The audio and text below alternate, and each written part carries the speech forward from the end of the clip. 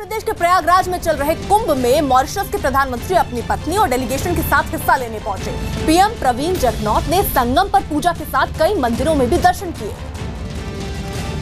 जहां पहुंचते ही विदेश राज्य मंत्री वीके सिंह और रीता बहुगुणा समेत कई नेताओं ने उनका स्वागत किया। मॉरिशस के जो प्रधानमंत्री हैं वो बलिया से बिलोंग करते हैं और यहाँ पर उनको खास तौर पर निमंत्रण भेजा गया था कि आस्था की डुबकी लगाएं। संगम में पूजा करने के बाद प्रवीण जगनॉथ संगम किनारे लेटे हुए हनुमान जी के मंदिर में पहुंचे और पूरे विधि विधान से पूजा की। कुंभ में पूजा करने के लिए उनके पुरोहित भी साथ आए थे, लेकिन मॉरिशस के प्रधानमंत्री ने अपने साथ भारतीय पुरोहितों से भी पूजा करवाई और सुख समृद्धि का संकल्प लिया।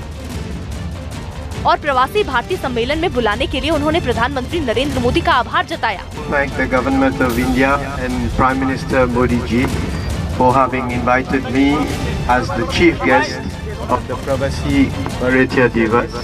संगम पर पूजा करवाने वाले पुरोहित ने दावा किया कि प्रवीण जगनॉथ ने दोनों देशों के बीच रिश्ते और मजबूत करने का संकल्प लिया। दोनों देश की सुख समृद्धि हो, दोनों देश एक दूसरे के सहयोगी सदा सर्वदा के लिए बने रहें, ये संकल्प कराया गया। प्रधानमंत्री के साथ ही डेलीगेशन में शामिल लोगों ने कुंभ की व्यवस्थाओं की तारीफ की।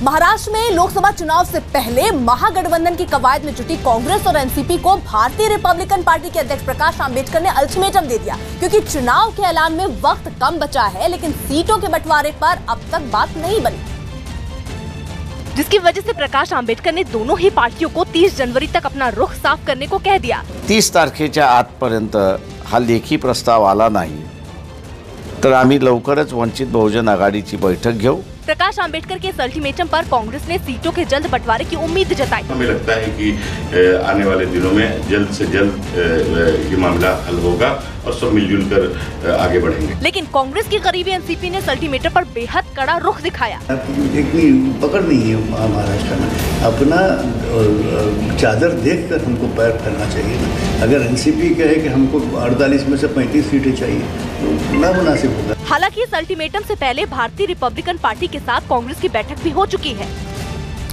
मगर उसमें सीटों के बंटवारे पर बात नहीं बनी। असदुद्दीन ओवैसी की AIMIM के साथ पहले ही गठबंधन कर चुके प्रकाश आंबेडकर महाराष्ट्र की 48 लोकसभा सीटों में 12 सीटें अपनी पार्टी के लिए चाह रहे हैं, लेकिन कांग्रेस और एनसीपी उन्हें 12 सीटें देने को तैयार नहीं है। खबर है कि कांग्रेस और एनसीपी भारतीय रिपब्लिकन पार्टी को 12 सीटों की बजाय 4 से 5 सीटें देने को तैयार है। जानकारों के मुताबिक कांग्रेस और एनसीपी ओवैसी को तरजीह देने से भी परहेज कर रहे हैं। मुंबई पुलिस ने अभिनेत्री कंगना रनौत के घर के बाहर प्रदर्शन कर रहे करणी सेना के कुछ कार्यकर्ताओं को हिरासत में ले लिया। ये कार्यकर्ता कंगना रनौत के इस बयान से नाराज थे जिसमें उन्होंने करणी सेना को बर्बाद करने की धमकी दी थी और कंगना से माफी मांगने की गुहार लगाते हुए उनके घर के बाहर प्रदर्शन करने पहुंचे थे, लेकिन वहां मौजूद पुलिस वालों ने करणी सेना के कार्यकर्ताओं को हिरासत में ले लिया। कंगना रनौत जी ने जो हमारे खिलाफ करनी सेना को खत्म करने की बात की थी, बर्बाद करने की बात की थी, तो हम लोग यहाँ पे इसीलिए आए कि कंगना रनौत जी हमारी माफी मांगे। वही कंगना रनौत ने भी साफ कर दिया कि उन्होंने कुछ गलत नहीं किया, ऐसे में उनके माफी मांगने का सवाल ही पैदा नहीं होता। मैं किसी से माफी नहीं मांगूंगी, माफी मैं कभी किसी चीज के लिए नहीं मांगती जिसमें कोई गलती है नहीं, और ये फालतू का ईगो इशू मेरे साथ करने की जरूरत नहीं है। मैं यहाँ पे किसी को सॉरी वॉरी कहने के लिए नहीं हूँ। कंगना ने करणी सेना को भरोसा भी दिलाया कि उनकी फिल्म मणिकर्णिका में ऐसा कुछ भी नहीं दिखाया गया जिससे रानी लक्ष्मीबाई की छवि को चोट पहुंचे। हमने उन्हें आश्वासन दिया है कि उसमें कुछ भी ऐसा गलत नहीं है और उन्हें हमारा सहयोग देना चाहिए और फिल्म को जो है वो करना चाहिए, बिकॉज वो हमारे भारत की बेटी है, तो सबको मिलकर उस फिल्म को जो है आगे बढ़ाना चाहिए। करणी सेना का आरोप है कि फिल्म मणिकर्णिका में रानी लक्ष्मीबाई को डांस करते दिखाया गया, जो कि गलत है। इससे पहले भी करणी सेना संजय लीला भंसाली की फिल्म पद्मावत पर इतिहास से छेड़छाड़ का आरोप लगाकर विरोध प्रदर्शन कर चुकी।